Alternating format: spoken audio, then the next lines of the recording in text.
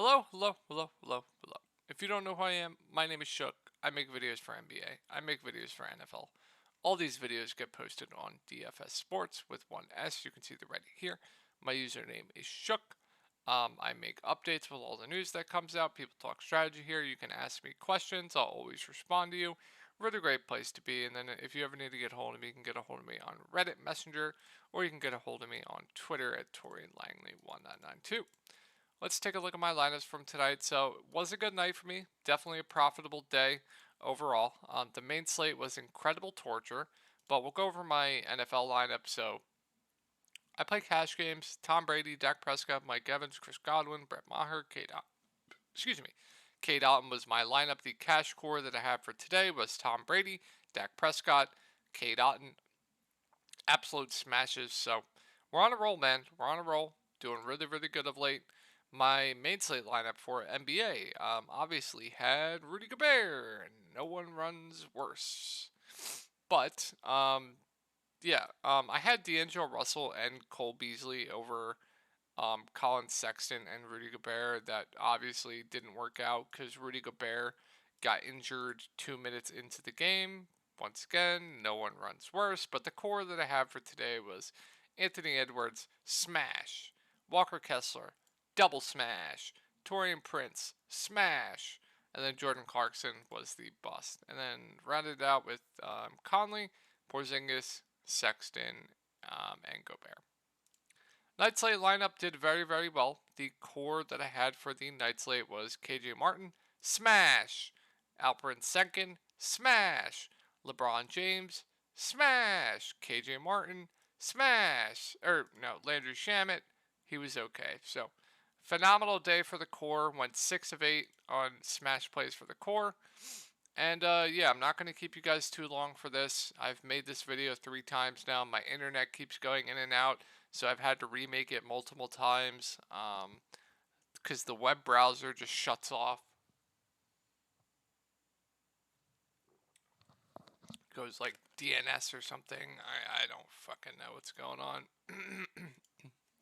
But I'm going to make this quick so I can try to get this done before my internet goes out again and I have to restart my modem. So not the best spot here. I think Siakam, Fred, Scotty, OG, Trent, they're all in play for GPPs. I think if Giannis is out, I think that's a better spot for Siakam, but he still has Burlow. Lopez is a pretty good defender, so I think he's in play. I think Fred's in play. Does have a lower floor this season, it seems, but they played their guys huge minutes again. I think Scotty Barnes might be my favorite of the bunch. I think he is the best individual matchup because you have Burlow on Siakam, you have Drew on Fred VanVleet, so that's going to leave Scotty Barnes with his 2 best teammates having very tough matchups that could definitely open up stuff for Scotty Barnes. So he might be my favorite of the Toronto guys. OG, no thank you. I'd much rather go to Scotty. And I think Gary Trent's a little bit overpriced for my liking, but he does have a ceiling. And then they're running such a tight rotation, I just can't really get to anyone else. Let's move on to Milwaukee. So it's really going to depend on Giannis news. I don't expect Middleton to play. Joe Ingles will be back. So if Giannis is in, it's just Giannis and Drew for me at the top. I think everyone's still a little bit overpriced from when everyone is out. So if Giannis is in, he's always in play for GPPs. So I definitely do prefer guys like Jokic ahead of him, especially in this game environment. Tough spot. Toronto plays slow. So I think he's fine, but I'm not really too into it. Drew Holiday would just be okay if Giannis is in.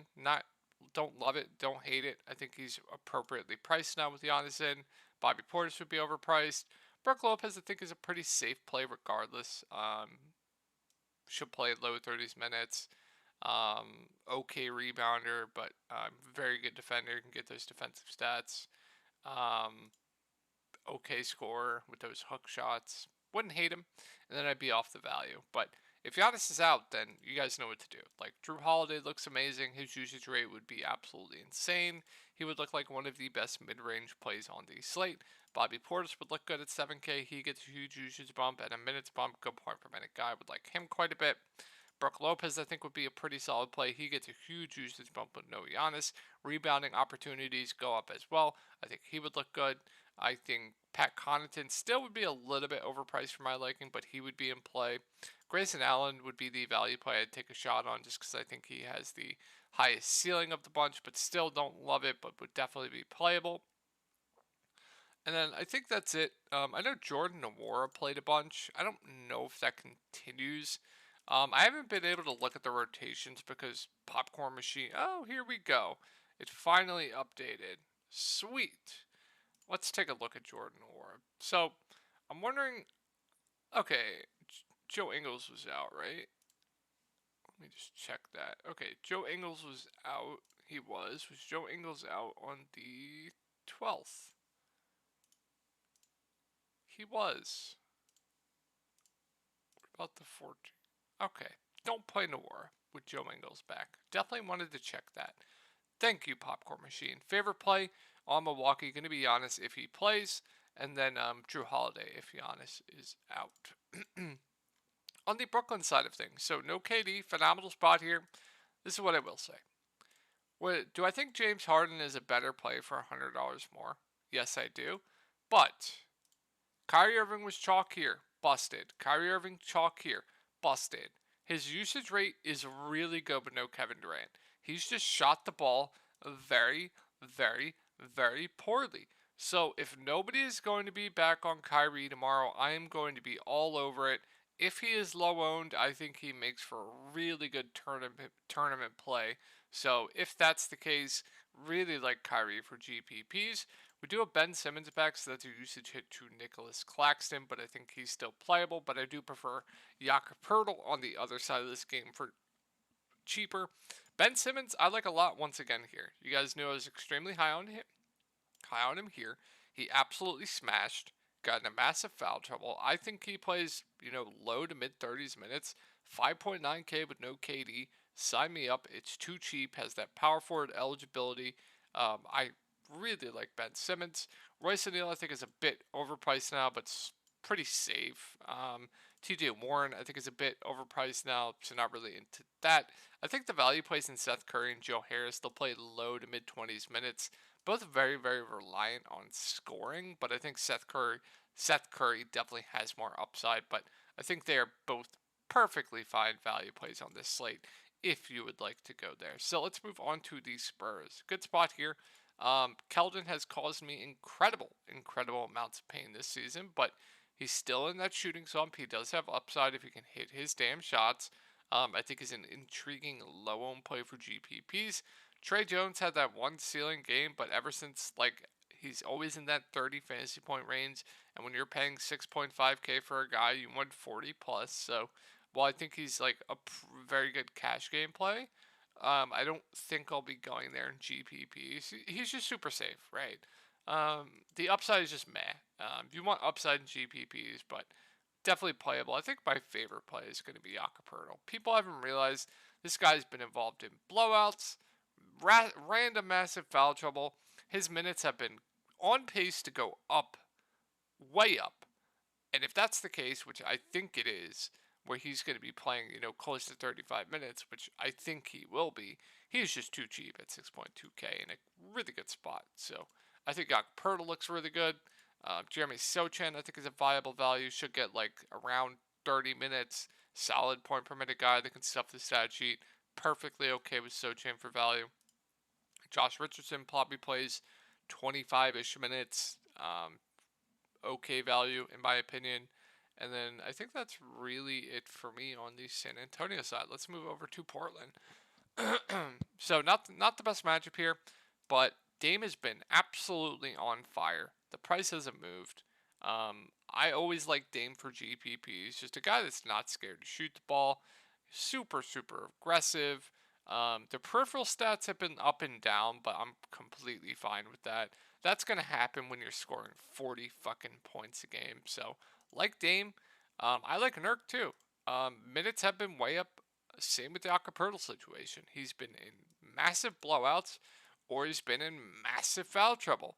So if he can stay out of foul trouble, I think he plays huge minutes, and he should be like an 8 to 8.5K player when he's playing this much. So I still think Nurkic looks pretty good. Grant Simon's just tournament only plays for me. Josh Hart, another one of those guys where it's like super safe play. Not a lot of upside, but I'm okay if I land on him as the last man in. And then I think I'm okay on everyone else. I think I'll just gladly pass. If you think Nurk gets in foul trouble, sure, take a shot on a min-price Eubanks, but I will not be doing that. So Jokic at the top, I think, makes for the best spend up on the slate. Phenomenal spot going up against Nurk. Even though Nurk's aggressive, I don't think he'll match Jokic. So Jokic looks great. Jamal Murray is probable. I think this price tag is a little bit overpriced or priced about correctly, so I will gladly pass there. Gordon, no thank you. MPJ has finally been playing a little bit better of late. I think 5.4K is still too cheap for him. So I do like MPJ, especially with that shooting forward eligibility. Then we have Bones Highland questionable. This is pretty important because if we get Ish Smith,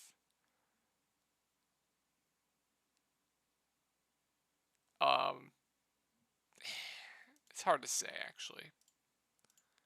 I want to pull up the last game on Popcorn Machine. Where is the last game? The 15th? 15th? Okay, let's pull up the 15th. Let's pull up the 15th. So,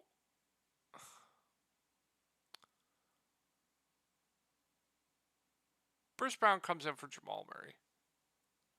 Bones Highland comes in for MPJ. Or no, KCP. Never mind. I don't know what I was saying there. So, I don't think Bones Highland really changes much for me, to be honest. It's probably just more minutes for guys like Bruce Brown. Maybe Ish Smith gets more minutes. Would be interesting for GPPs, but I don't think the Bones Highland news really impacts too much. So, could be more minutes for Ish, but I think it mainly just goes to guys like Bruce Brown and Jamal Murray. So, yeah, I think that'll wrap it up for Denver. Let's move on to the Sixers. So I like Embiid. I like Harden. I think they make for two of the better contrarian spend-ups on the slate. James Harden's been phenomenal of late. Probably gets you close to a triple-double every day. He's still too cheap. I just love what he's been doing of late. Been super aggressive. Like Harden, like Embiid, I don't think anyone on the Clippers will be able to stop them, especially if Paul George is out. So, like both the top two guys, Maxey, no thank you, overpriced. Tobias Harris, I still think is a bit overpriced. Probably get you around 30 fantasy points. Melton, no thank you. And then I'm probably off of the value. Let's move on to the Clips. So, I fully expect Paul George to play. It's the front end of a back-to-back, I do believe. Let me take a look. Yeah, front end of a back-to-back. So I do expect Paul George to play here. If Paul's in, there's not much here. Like, no thank you on Kawhi. No thank you on Paul George. No thank you on Powell at that price. Man has been playing huge minutes of late. I guess he would be my favorite play from the Clips if Paul George is in. But, man, just not much, really at all, if Paul George is in. If Paul George is out, that does change some things. Like, Kawhi would be playable, but I still think he's appropriately priced. Norman Powell I would be intrigued by. He's been getting close to 30 minutes. A guy that has a tremendous ceiling. Would like him for GPPs. Terrence Mann I would like for GPPs. He's still too cheap if Paul George is out with the minutes he's playing. Like, Terrence Mann is about like a .9 fantasy point per minute guy. If he's going to play, close to 40 minutes, he needs less than that to pay off. So, still like man, even at that price, if Paul George is out. Zubac, so hit or miss. Always in foul trouble too. Minutes all over the place. Just a tournament only play for me. And then guys like Morris, Batum, Covington definitely gets boost. They would all be playable for salary relief. And then I think Reggie Jackson would probably get a little bit more minutes, but he's been in the doghouse of late. Hope you guys had a great night tonight, and I will talk to y'all tomorrow.